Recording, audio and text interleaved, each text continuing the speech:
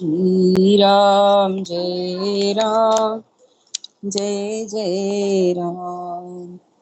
श्री राम जय राम जय जय राम। श्री राम जय राम जय जय राम। श्री राम जय राम जय जय राम। बोलिए सियावर रामचंद्र भगवान की जय हो। पवन पुत्र हनुमान की जय हो। उमापति महादेव की जय हो। गुरु गोविंद की जय हो। सब संतन की जय हो। सब भगतन की जय हो। जय जय श्री सीताराम। जय जय श्री राधे श्याम। जय जय जय जय सिया राम। जय गंगा मैया की जय हो। जय हो। हम पढ़ रहे हैं उत्तरकांड में दोहा संख्या 117। ये हमारा तीसरी बार हो रहा है, वैसे कोई बात नहीं। बहुत सुंदर इनका भाव है। दोहा संख्या 117। जोग अगनि करि प्रगट तब कर्म शुभा शुभ लाई। बुद्धि सिरावे ज्ञान घृत ममता मल जर जाई। सियावर राम जय जय राम। मेरे प्रभु राम करो कल्याण। तब योग रूपी अग्नि प्रकट करके उसमें समस्त शुभाशुभ कर्म रूपी ईंधन लगा दे। सब कर्मों को योग रूपी अग्नि में भस्म कर दे। दीपक जो जलाना है वो कैसे जलेगा? योग रूपी अग्नि प्रकट करनी है और जो भी सब कर्म है वो योग रूपी अग्नि में भस्म कर दें। जब वैराग्य रूपी मक्खन का ममता मल जल जाए, वैराग्य रूपी मक्खन निकाला है। पहले तो हमने गो रूपी श्रद्धा को हृदय में धारण किया है, फिर उसको तृण चरे हैं उसने हरे तृण।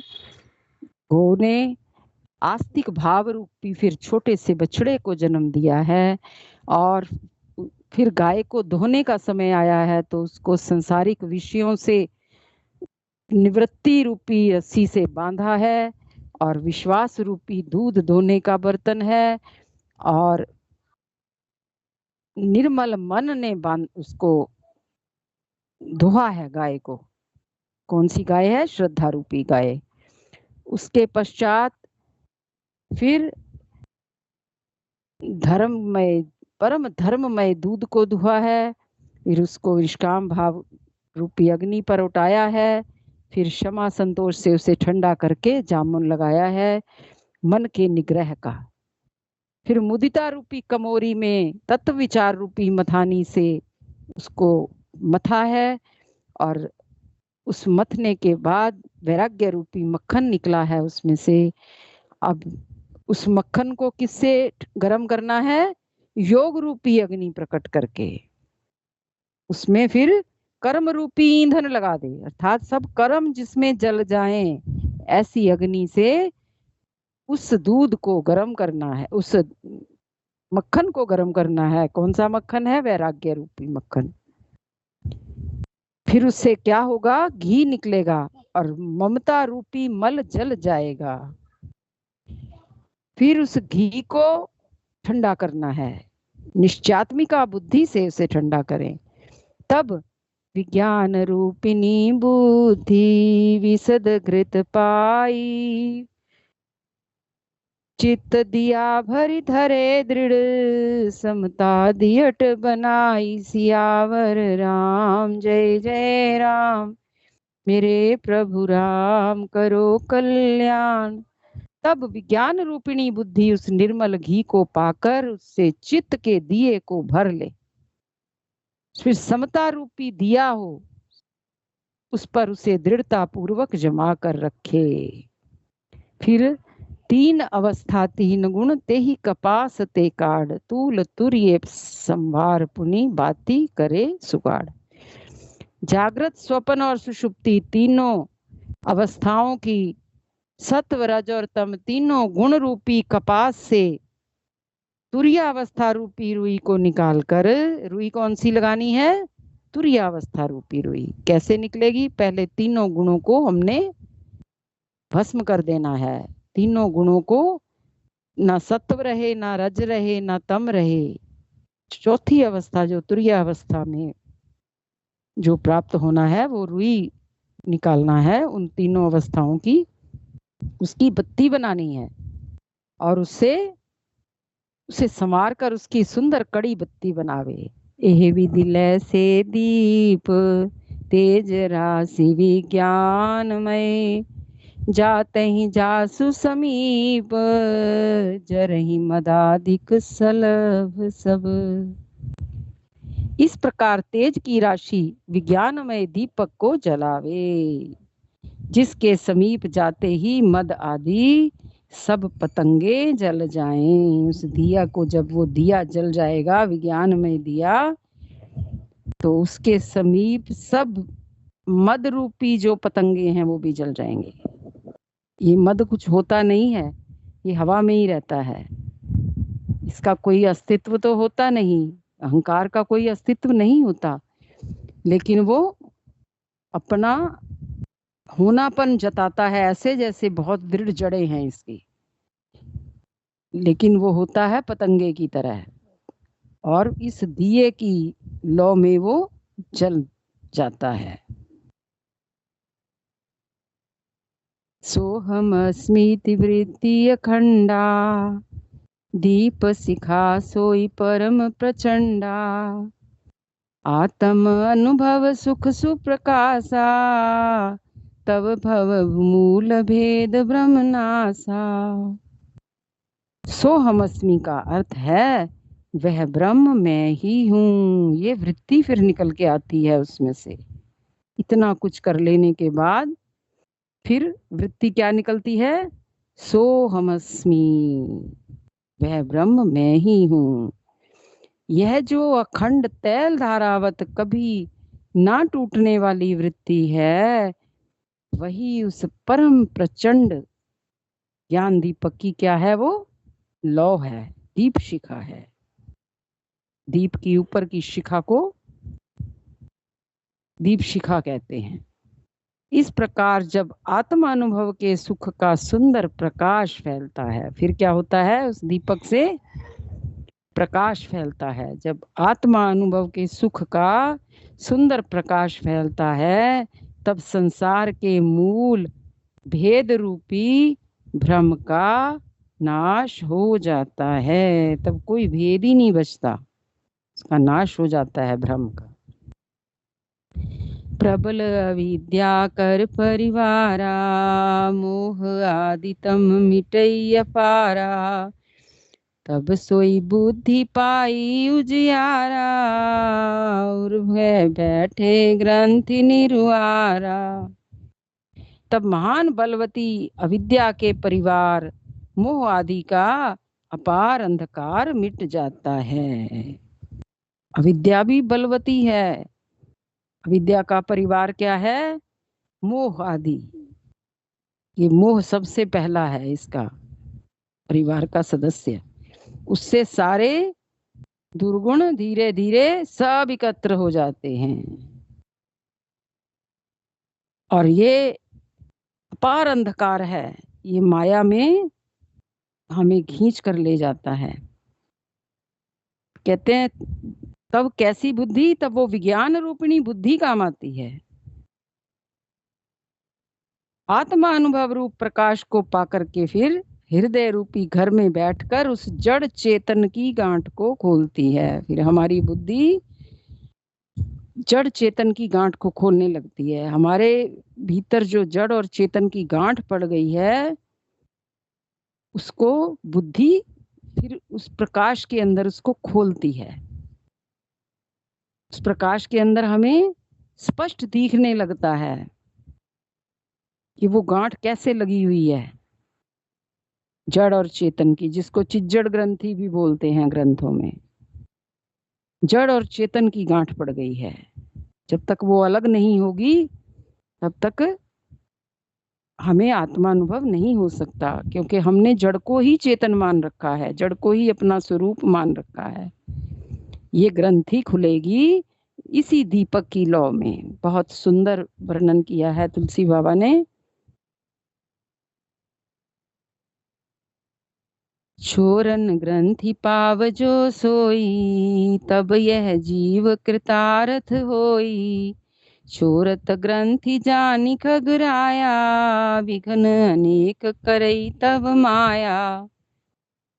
यदि वह विज्ञान रूपिणी बुद्धि उस गांठ को खोलने ना पावे, अगर अपनी बुद्धि से ना खुले वो गांठ जड़ चेतन की, तब यह जीव जब वो खुल जाए, जब वह विज्ञान रूपिणी बुद्धि उस गांठ को खोलने पावे, राम राम, तब यह जीव कृतार्थ हो। जब उस बुद्धि से गांठ खुले तभी तो जीव कृतार्थ हो। परंतु हे पक्षीराज गरुड़ जी, गांठ खोलते हुए जानकर माया फिर अनेकों विघ्न करती है। जैसे ही अपने प्रयास से बुद्धि अपने आप को निकलने का प्रयत्न करती है, अपने आप को निकालने का प्रयत्न करती है, अपने स्वयं स्वरूप में टिकने को अग्रसर होती है, तब क्या होता है, माया अनेक प्रकार से विघ्न करती है, अनेकों विघ्न करती है। रिद्धि सिद्धि प्रेरई बहु भाई, बुद्धि लोभ दिखावई आई। काल कल बल छल कर जाहि समीपा, चल बात भुजामहि दीपा। हे भाई, वह बहुत सी रिद्धियों सिद्धियों को भेजती है, तब माया रिद्धियों सिद्धियों को भेजती है, कहीं इसकी जो तैल धारावत वृत्ति है वो टूट जाए। और रिद्धियां सिद्धियां जब आती हैं तो आकर के बुद्धि को लोभ दिखाती हैं, और वे रिद्धि सिद्धियां कला बल और छल करके समीप जाती हैं और आंचल की वायु से उस ज्ञान रूपी दीपक को बुझा देती हैं। ज्ञान रूपी दीपक को जलाए रखना अति कठिन है। थोड़ी देर को हम जला भी लें तो ये जो माया की हवा है उसे तुरंत बुझा देती है। और फिर उसमें सबसे बड़ी बात कि हम माया को स्वीकार करने लगते हैं। जैसे ही हमने माया को यस करा तो सबसे पहले तो हमारे ज्ञान रूपी दीपक को ही बुझाएगी। हमें पता भी नहीं चलेगा कब हम अज्ञान रूपी अंधकार में धंस जाएंगे। ज्ञान हमारा हवा हो जाएगा। ज्ञान रूपी दीपक को जले रहने के लिए हमें माया से बचना पड़ेगा, माया को स्वीकार नहीं करना। माया तो बहुत अपने मनोरम रूप दिखा दिखा कर सामने आती है। कहते हैं, माया कहती है कबीर जी को कि मैं तुम्हें धर्म मार्ग पर नहीं चलने दूंगी, पर कबीर जी क्या कहते हैं, अरे माया ठगनी तू क्या रंग दिखावे, कबीर तेरे हाथ ना आवे। माया को ठगनी कहा है कबीर जी ने, और कहा है कि ए माया ठगनी तू क्या नैन मटकावे, कबीर तेरे हाथ ना आवे। कबीर जी इस माया के चंगुल से बचे रहते हैं। उनके पास बहुत से प्रलोभन आते हैं, और हम प्रलोभनों से बच जाएं ये तो बहुत ही असंभव सी बात है, क्योंकि हम तो रचे पचे हुए हैं माया में, माया को छोड़ना भी नहीं चाहते घड़ी भर को भी। तो कैसे पार उतारा हो।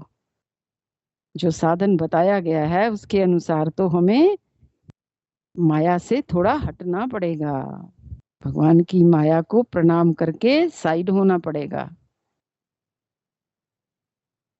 होई बुद्धि जो परम सियानी, तिन तन चितय नानहित जानी, चितव नानहित जानी। जो ते ही विघ्न बुद्धि नहीं बांधी, तो बहोर सुर करही उपाधि। यदि बुद्धि बहुत सियानी हुई तो वह उन रिद्धियों सिद्धियों को अहितकर समझकर, हानिकारक समझकर उनकी ओर ताकती भी नहीं। इस प्रकार यदि माया के विघ्नों से बुद्धि को बाधा ना हुई तो फिर देवता विघ्न करते हैं। कहते हैं अगर माया कामयाब नहीं फिर देवता विघ्न करते हैं। इंद्री द्वार झरोखा नाना, तह तह सुर बैठे कर थाना। आवत देखहि विषय बिहारी, ते हठ देहि कपाट उगारी। इंद्रियों के द्वार हृदय रूपी घर के अनेकों झरोखे हैं।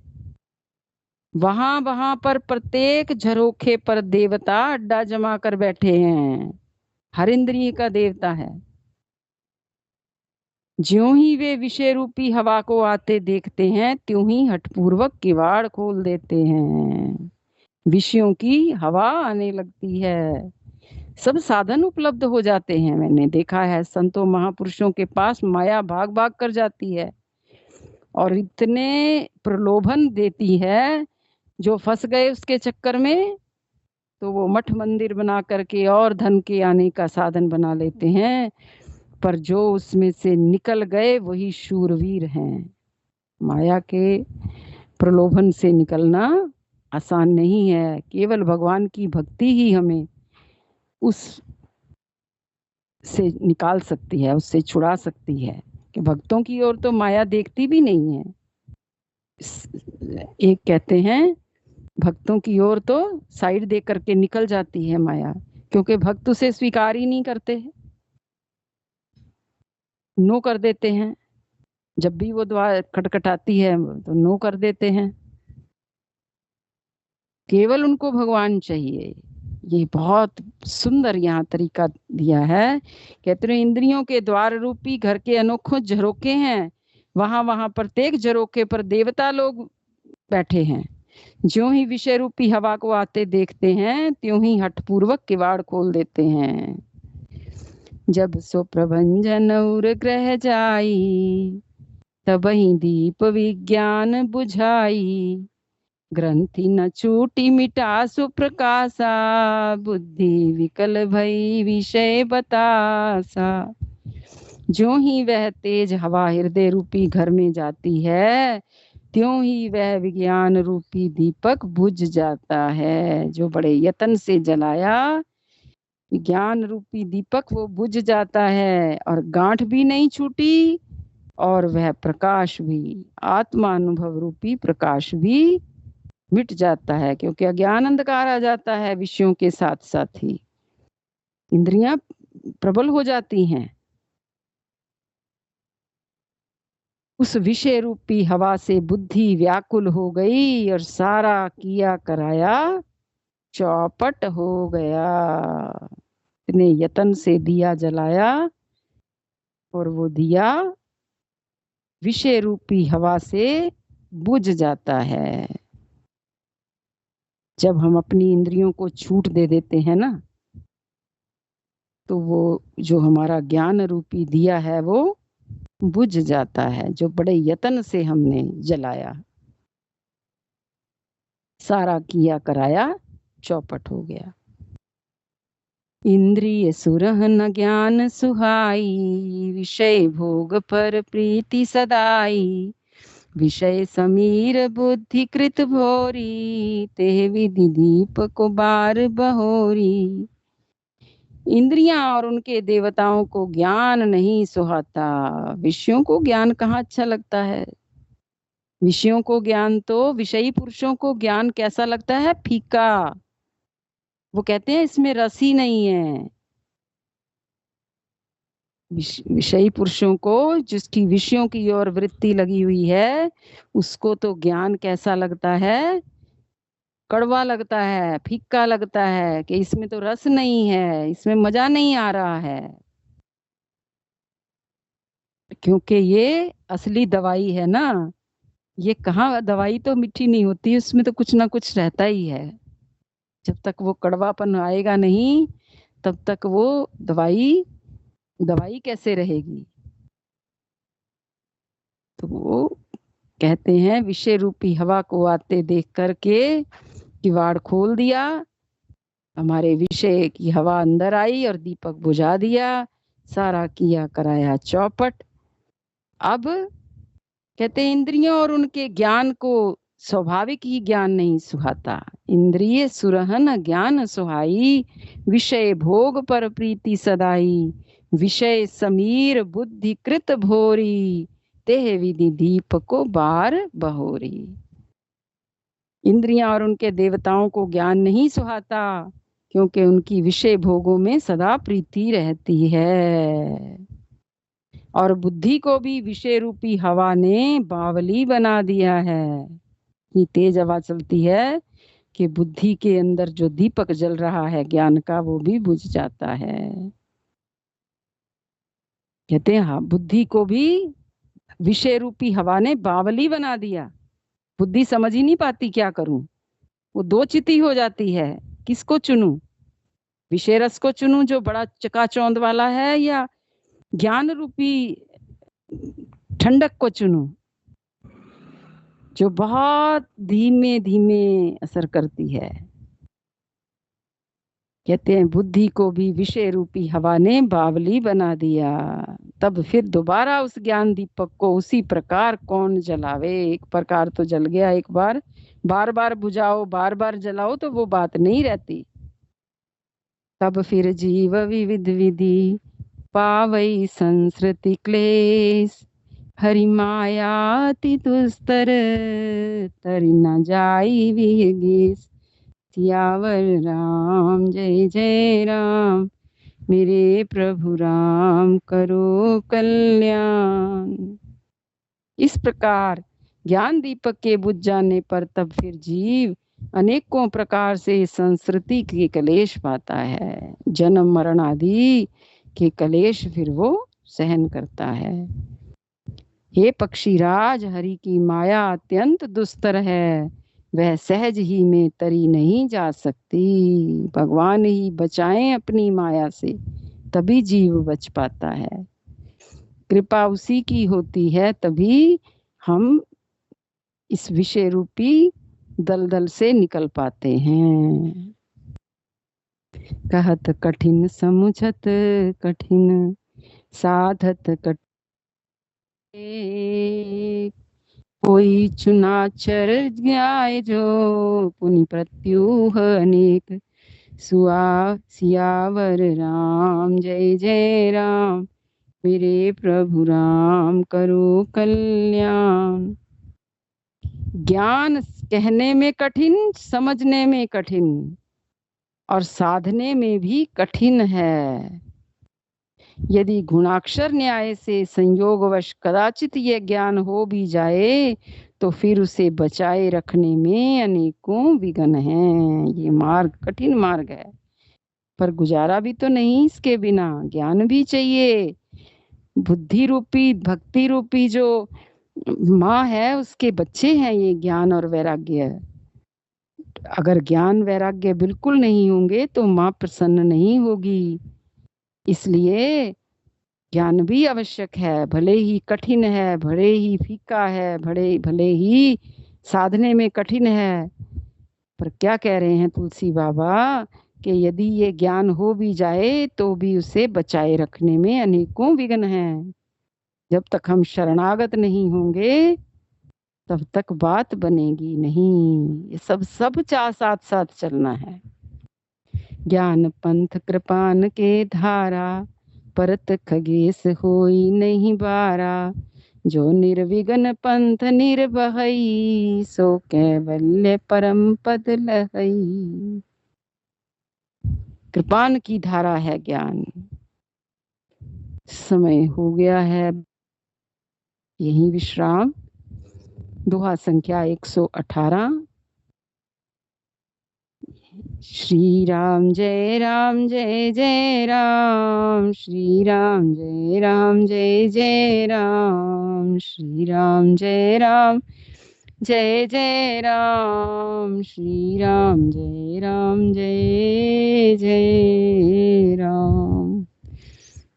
बोलो सियावर रामचंद्र भगवान की जय। उमापति महादेव की जय। पवन सुत हनुमान की जय। गुरु गोविंद की जय हो। जय जय सीताराम की जय, जय राधे श्याम की जय। जय सीताराम, राधे श्याम। जय माँ गंगे, हर हर गंगे, हर हर गंगे, हर हर